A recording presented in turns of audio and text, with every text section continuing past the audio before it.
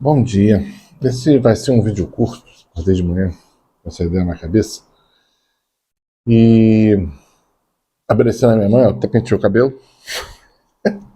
Já falei que eu faço descabelado. A gente está obedecendo. E fazer um vídeo sobre crescimento espiritual, que é um assunto que parece fácil, mas não é nem um pouco, né? Eu vejo muita gente falando sobre o assunto assim, mas no fundo de forma muito rasa. Estão falando de crescimento espiritual confundindo com conhecimento de doutrina, conhecimento da tradição. Isso não é crescimento espiritual, tá? Isso é conhecimento das normas de Deus, né? Dos mandamentos. Literalmente, porque o que é mandamento? A gente confunde, tem os 10 mandamentos do Senhor que a gente tem que obedecer e tal.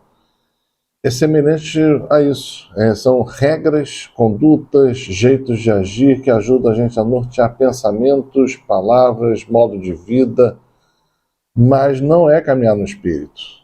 Caminhar no Espírito teve uma vivência interna no seu coração que extravasa para o mundo exterior, né?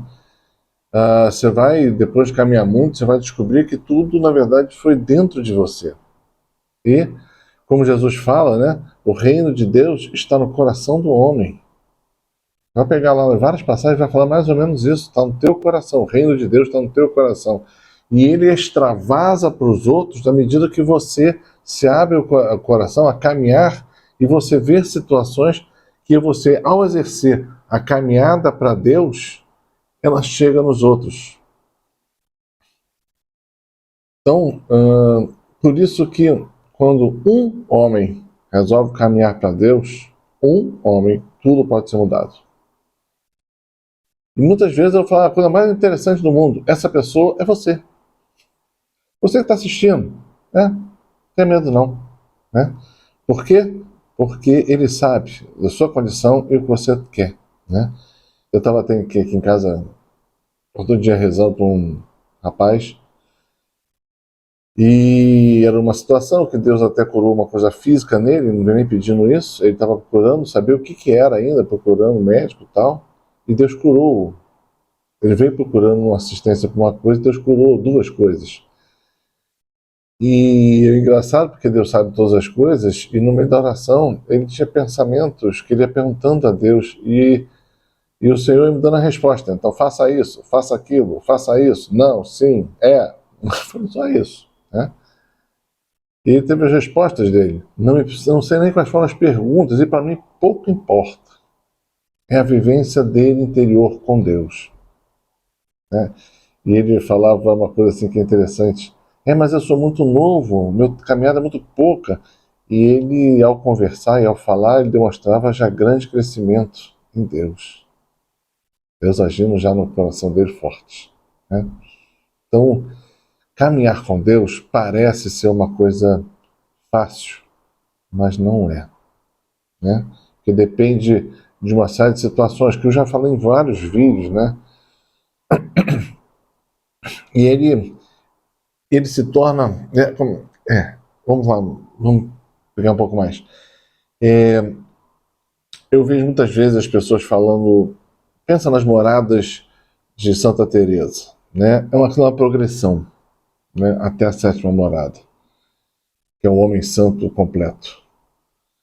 Mas a maioria fica brincando na primeira e segunda morada, inclusive sacerdote, tá? Eu vi isso quando o Frei Gilson falou uma coisa assim que me chocou um pouco, né? Ele fala assim, os sacerdotes precisam se converter. Eu falei, cara, que coisa. E é verdade. Eu tenho a primeira. Eu fiz um vídeo de São Pedro, das 6 conversões, apesar de serem 7. E muitas das vezes eles têm a primeira conversão só. E aí se voltam para Deus, têm um chamado, e aí vão ser padres e tal.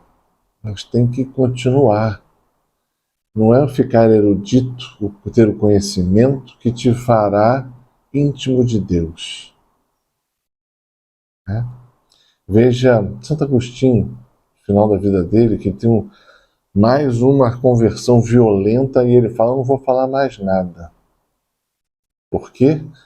Porque o que Deus me mostrou, o que eu vi, aquilo que eu presenciei, eu não posso descrever e a minha mente não é capaz de mostrar mais nada, porque eu reparei tudo que eu falo, o que eu faço é mísero perante Deus.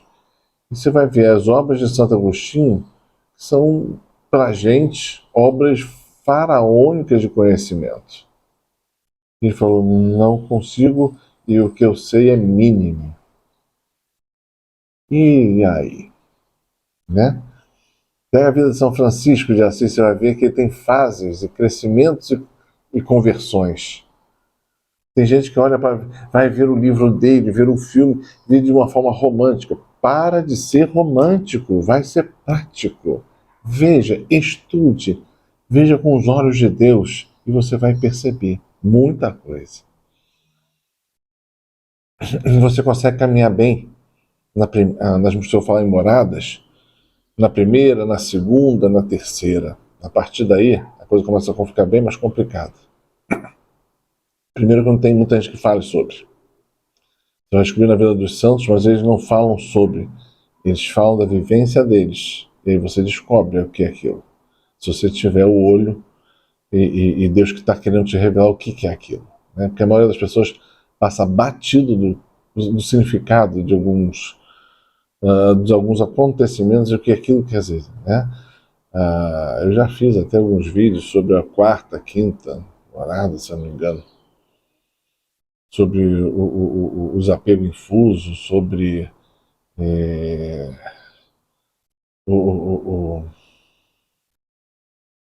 viver totalmente da providência. Tem fases, né? Mas até a quarta, no máximo a quinta, você encontra alguma coisa escrita. Mas depois você não encontra nada. Mas tem um caminho. Mas Deus, Ele mostra esse caminho para quem chega perto daí. Como a maioria não chega nem perto. Não porque Deus não queira, mas porque as pessoas ou não procuram ou não têm realmente desejo no seu coração de chegar nisso. Ou às vezes é medo. Porque eu já passei por essa fase do medo. Você tem medo daquilo que Deus vai te pedir, porque sabe que Deus pede alto.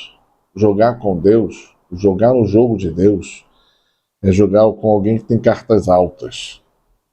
E você tem que jogar pesado. Não é brincadeira. E não tem onde se esconder, né? Tem a fase também que, lembra que eu falei do desapego infuso, eu já falei da fase que você paga também, onde ele vai fazer a mudança completa dentro de você e vai mexer nos teus medos, é uma fase dificílima. Daí que ele vai ter a outra fase que ele vai corrigir todos os seus pequenos erros. Bom, não é isso que eu queria falar. Bom, nessa fase dos pequenos erros é engraçado o seguinte, que muitas vezes você tem um hábitozinho que parece uma besteira, sei lá, você às vezes fala mal de alguém, né? Tem esse pecado da boca, né? Para outras pessoas ele nem fala muito sobre isso, mas quando ele fala com você que já chegou nessa fase, ele te dá um esculacho. A minha mulher vira para mim e fala assim: o que foi que você fez? Eu pego ali a frase, eu estou entendendo, discernindo o que ele está falando, eu sei. Às vezes que eu falo demais, que eu não guardo silêncio, né? Tem uma coisa que a gente tem que saber, que há poder nas suas palavras, né? E se você é um servo de Deus, pior se você for sacerdote, as tuas palavras, o sacerdote fiel, tá? Porque tem aqueles que são meia bomba aí, não vale absolutamente nada o que eles falam. Ai, meu Deus, como eu falo isso? Não é, não. Servo de Deus é servo de Deus. Não é o posto aqui que vai te dizer que a tua palavra tem força ou poder ou não. É a tua proximidade de Deus, né? São Francisco, na ordem, São Francisco não era padre. E a palavra dele, quando ele falava, Deus na mesma hora assinava embaixo. Já o sacerdote do templo dele, nem sempre. Né? Só uma ideia, tá? Nem sempre. Ou, às vezes não. Eu nem bispo, às vezes. Quando ia comandar com ele, falar com ele, você via que prevalecia a palavra de São Francisco, não do bispo. Olha só. Quando você é servo de Deus Altíssimo, a tua palavra tem poder. E se você amaldiçoa alguma coisa, é válido. A maldição acontece. Se você abençoa, também é válido, também acontece. Ah, não é a bênção da igreja. Não. É a bênção de um servo de Deus. Ah, como você fala isso? São Bento abençoava. E São Bento não era padre. E a bênção dele valia. A bênção dos padres do deserto. A bênção deles valia. Nenhum deles era sacerdote. Todos eram monges. Homens de Deus, servos do Altíssimo. Então, eu queria dizer essas coisas, não é para falar, não, é só porque a tua palavra tem poder. E quando você fala ela errado, tem poder sobre as coisas que você tem comando.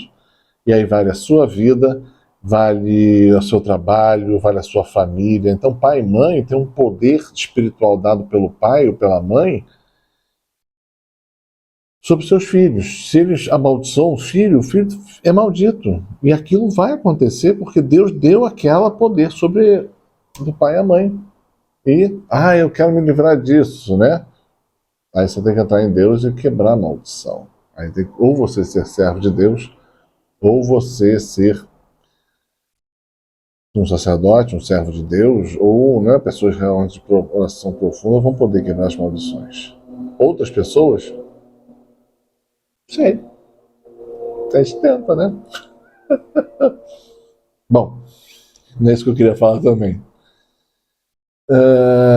Eu queria dizer, né, que quando você chega, eu gosto de ter uma figura de linguagem que Deus me mostra sempre, da caminhada, né? Deus manda você caminhar, não interessa como, nem para onde você está caminhando no momento, caminhe com Deus. Te coloque a caminho, né? Como Maria, né? Assim que soube do chamado dela para Deus, ela se colocou a caminho e foi ajudar a prima Isabel. Te coloque a caminho, né? E no caminho Deus te revela. Tem muita gente que diz, não, vou ficar em casa esperando que Deus me ilumine, que venha uma voz lá do alto e que... Pode vir? Pode. Na maioria das vezes, não. Né? No caso de Maria, a voz veio, né? Foi até ela. Né? O anjo foi até ela. Na maioria das vezes, o anjo encontra a gente, no meio do caminho, caminhando por decisão. Mas Maria, usar Maria nesse exemplo também não é bom, né? Porque, né, Maria já nasceu santa, imaculada. Você não acredita, aí é um problema pessoal seu, e você nem católico mas isso é outro problema. Então ela já começa santa, então ela já começa a caminho, ela começa a vida dela a caminho. Olha que coisa diferente da gente, né? Bom, mas é o que eu queria dizer, volta lá. Então, a figura de linguagem que Deus coloca para a gente compreender essa jornada, que é a nossa vida, é que em determinado momento a gente entra no caminho de Deus. E é um caminho, né? Esse caminho, quando você está olhando, você consegue ver muito pouco para frente, você acha que ele é reto. Mas ele é um pouquinho inclinado. Você faz um pouquinho de esforço. Daí a pouco você caminha mais e você vai percebendo que na tua frente esse caminho vai aumentando, vai ficando mais íngreme, mais íngreme. Aí você começa a perceber que esse caminho, na verdade, você está subindo uma montanha. Daqui de baixo, você olha lá para cima e essa montanha é muito alta. muito alta. Mas Deus te deu um chamado, falou assim, vamos fora, vamos em frente. A gente chega lá. E a gente vai andando, vai caminhando. E a cada pedaço dessa montanha que você vai caminhando e aprendendo, você para, de tempos em tempos você para e fica um pedaço daquela montanha. Tem muita gente que fica parado em pedaços e não anda mais. Por quê? Porque não consegue. Algo lhe trava. E aí esse algo que lhe trava, tem vídeos sobre isso, que pode ser de problemas de cura interior, problemas de psicológicos, problemas espirituais, né? Lembra daquela parábola de Jesus que fala do semeador?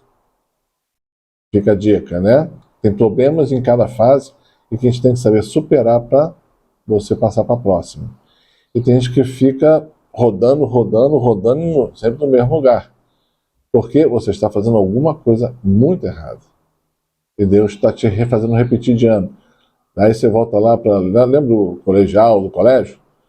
E você fica repetindo lá quinta série, quarta série, sétima série, até você conseguir entender a matéria, aprender e passar adiante. Então as pessoas vão nisso. Depois disso tudo, você vai chegar lá pelo meio da montanha. Lá pelo meio da montanha, ela se torna ainda mais complicada, mais difícil, porque os desafios são enormes. Esses desafios, eles são grandes, não que eles sejam muito diferentes, mas à medida que você caminha e que você passa, as tuas provas, elas aumentam de intensidade, mas não são diferentes. Como assim? A prova sempre vai a 110% da sua capacidade. Mas assim, Deus vai me dar uma coisa. Não, é porque Deus está sempre aumentando a sua capacidade. Nunca vai ficar no 100%. Então ele vai te fazer você sempre progredir acima do que você é, para que você melhore. Então as provas são 110, 120% da sua capacidade. Então, em cada momento da subida, as provas são dificílimas em razão e em função daquilo que você está vivendo, daquilo que você tem possibilidade. Mas, além disso, à medida que você cresce e que você vai mais profundamente em Deus, a prova se torna ainda mais difícil porque vai exigir mais de você, mais do teu conhecimento, mais da tua fé, mais, né? É um caminho de aprofundamento até chegar ao fundo do castelo, ao centro do castelo, ao próprio Deus vivo. E para ficar na frente de Deus vivo é muito difícil. E ele sabe disso. Então por isso que ele vai te exigindo cada vez mais. E como eu estava falando, da metade desse morro para cima, não vejo, eu não conheço nada escrito. Mas eu sei que tem. Mas você tem que descobrir. E é um caminho que você vai descobrir o jeito de Deus ser. São Paulo vai falar para que você seja o homem adulto na fé, né? Ele fala isso e ele fala algo no sentido de você ser a totalidade de Cristo. Tem que pegar os textos, eu não sou bom de texto, não adianta. Mas ele vai falar sobre isso.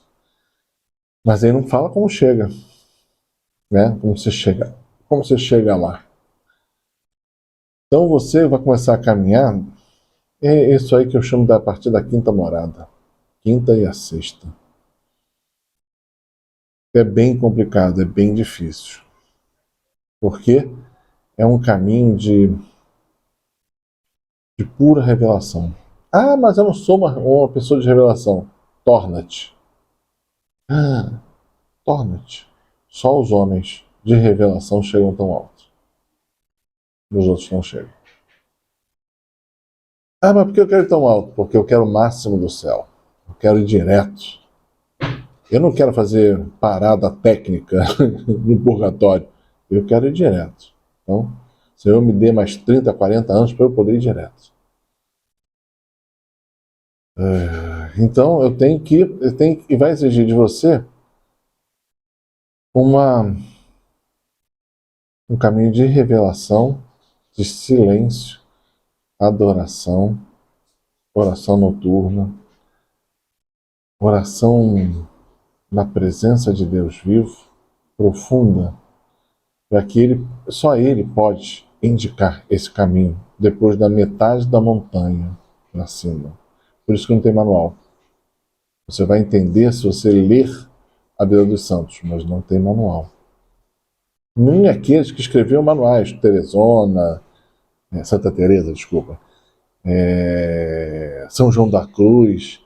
Se você pegar os textos de São João da Cruz, eu garanto que a maioria não entende absolutamente nada que ele escreveu. Garanto. Pouquíssima gente vai entender algumas coisas. Na fase final dele, ele falava coisas muito profundas. Você pega um parágrafo dele e você fica viajando no parágrafo, porque é muito difícil. Ele está falando de coisas que a gente não tem ideia do que ele está falando. Mas não é impossível, tanto que outros chegaram, né? Deus quer que a gente chegue. E é importante você entender que você tem que subir a montanha. Não interessa o passo que você esteja, Deus quer mais. Você pode ir muito mais fundo. Você pode chegar bem mais longe. E Deus quer isto. E à medida que você chega mais longe, o reino de Deus acontece ainda mais profundo em você e ao seu redor. E o mais legal é que tudo isso acontece sem que você faça quase nada e sem perceber, porque é o próprio Deus que faz tudo isso.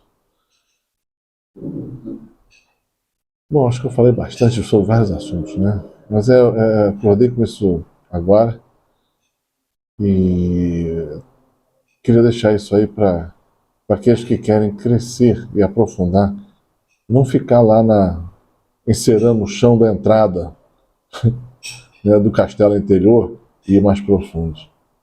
Tá bom? Um convite de Deus. Faz bem.